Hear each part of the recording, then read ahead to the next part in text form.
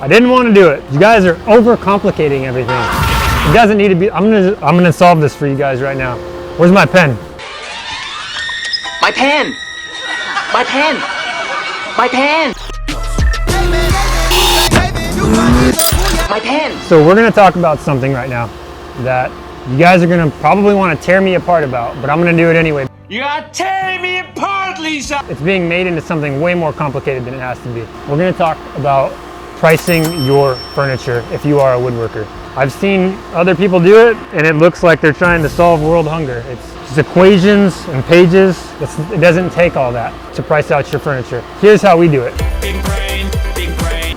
You can agree with me, you can disagree with me, but the way that I'm doing it, it's simple, and we have a successful woodworking company. This also might not work in some place like San Francisco or some place that has really high cost of living. You know why? Because the rent is too damn high. But for us here in Phoenix, this is how we do it. Okay, you have $85 per hour, okay? And then you have material costs. That's it. So if I'm doing CNC, it's gonna be $100 an hour. So we have $85 an hour. We have material costs. I don't add anything to material costs unless I'm really, really busy. I'm not really, really busy. I don't add anything to that. It's just material cost, $85 an hour. If I'm doing CNC, it's $100 an hour. The only thing complicated here is figuring out how to add up your material costs correctly, accurately estimate your hourly cost. If you can do those two things, that's all you need. Let's talk about material costs. Okay, let's just say they have a countertop. They want it to be 72 inches by 36 inches wide. They also don't want any butt joints. So these are all going to be straight boards all the way through. What I mean by no butt joints is you're not going to have any of this. That's really important. So they don't want any butt joints. They just want straight boards. Because they want it 72 inches by 36 means that I know that my lumber yard, when I go pick up walnut, it's going to be 10-foot boards. So that means I'm going to have 120-inch boards by roughly, on average, about 5.5 inches wide. So let's just say that they wanted this countertop to be 1.5 inches thick. If it's 1.5 inches thick, if I'm gonna net 1.5 inches thick, I need to get rough sawn lumber in 8/4. 8/4 in rough sawn lumber is about 2 inches thick, depending on where you get your lumber from. But I'm gonna lose a lot of that in the making of this, so I'm gonna actually be able to net 1.5 inches out of that. So because of that, I need to price 8/4. 8/4 walnut, I know I'm gonna get it for around $8 to $9 a board foot. So we'll just call it $8.50. Okay, now I can't just take the 72 inches by 36 inches and figure out the square footage and charge them for that for materials, because I'm not going to be able to buy that in 72-inch lengths. I'm going to have to buy it in 120-inch lengths. What I need to figure out is how many 5.5-inch wide boards it's going to take to get me to 36 inches. There are other ways to do this. This is how I do it, and every time I do it this way, it's very accurate. So just bear with me on this. So we have to get to 36 inches. So we're going to do 36 inches divided by 5.5. 36 inches divided by 5.5. That's 6.5. So that tells me I need 7 boards. It's that easy. So I'm going to need 7 boards, and those 7 boards are going to be 120 inches by approximately 5.5 inches wide. And since it's 8/4, that's going to get multiplied by 2. We can do another board. We can do another video and go over board footage if you don't understand board footage. But at this time, I'm going to assume you understand board footage. Yo, you don't even know what stupid is. It's about to get stupid up in here.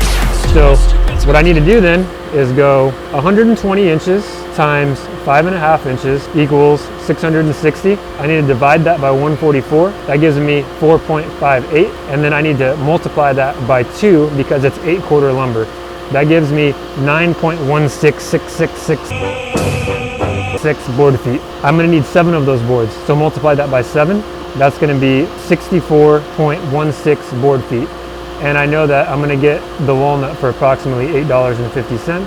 That's going to be $550 in materials. So I know that in order to do this, I'm going to spend $550 alone in materials. Though I am going to have like 4 feet of cutoff, I can't eat that cost. I had to buy that lumber, so that's part of my material cost. So I'm not marking materials up. I am charging the full amount that I have to pay to complete their job. So there is going to be cutoffs, there is going to be waste. I have to buy it that way, so that's how they're going to get charged. And so then I just have to figure out hourly.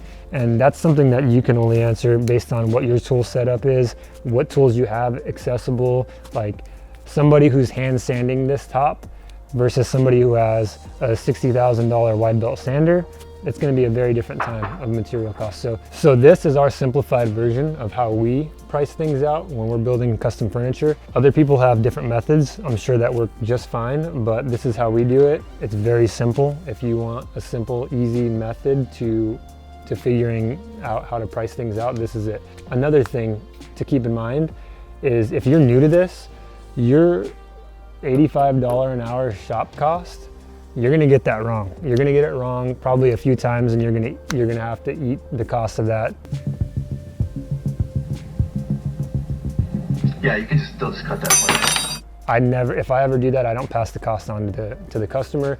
I just eat it. I learn a lesson from it, and next time I price something out, I have a better idea of how long it's actually gonna take me. This is all up to you. If you're gonna actually make money doing this, and you're not going to get taken advantage of, you have to be realistic with how long it's actually going to take you to make this, and whatever it is that you're making. Yeah, as you do it more, you're going to refine that more and more, and then it'll start to make more sense. So as for CNC time, that's $100 an hour instead of 85 because there's a lot of CAD and CAM work that goes into that, and the machine itself that thing's not purchased in full. It takes a lot of electricity to run it, so it's a little bit more expensive for anything that's getting CNC'd, but it also is kind of a wash because it's accomplishing the goal of something that you'd be doing by hand much quicker. So it seems like more, but it's actually probably less. So after you figure out your board footage and we came up with $550 for materials in order to create this, that's not it. That's not all for materials. Don't forget that you have finish that you have to put onto this. Finish, everybody uses something different, but it can be very expensive because that's also part of materials. When I say materials, it's not just lumber. So this is our simplified method on how we like to price things out. Works really well for us as long as we are pretty accurate in our hourly and we're pretty accurate in our material costs, which over the years we've gotten pretty good at it. So we're dead on with those numbers usually. Another thing that helps keep this simple is the fact that we only deal with primarily 2 types of wood. It's not always the case, but usually if a customer comes to us and wants dark wood, they get walnut. If a customer comes to us and they want light wood, they get white ash. We do this for a few reasons. The main reason why we do that is because all of the stuff that we build, we intend for it to be heirloom furniture. We anticipate this being passed down through generations. Even if that doesn't happen, if it doesn't get passed down through generations, whatever, it's not gonna end up in a landfill. Look at that, that's a beauter. It'll end up in somebody's hands, whether it's secondhand or not.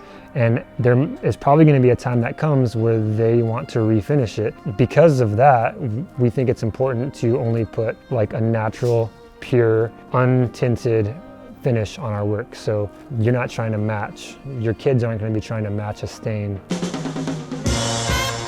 on a piece of furniture that you got that is alder but made to look like walnut. Can you stain this alder to look like walnut?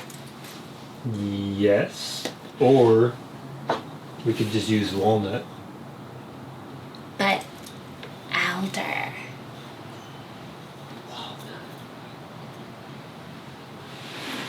Just wanted to slap it out. So that's the main reason why we do that. But not only that, that also simplifies this even further and it makes it pretty easy. I know the price that I'm gonna pay for 8-quarter walnut and I know the price that I'm gonna pay for 8-quarter ash. So when a customer asks me if I can price something out for them, it doesn't take me long to put together those numbers. I know in my head how long it's gonna take us to mill. I know how long it's gonna take us to build and glue up. I know how long it's gonna take us to apply a finish on it. I know how much that finish is gonna cost because I use the same finish every time. And I know how much walnut is and I know how much ash is. If somebody wants something a little different, a little more exotic, then I'll look into make a quick phone call and find the price of that. But this never changes. I always charge for all of the wood that I have to buy, not just what that project uses. That's the most important thing.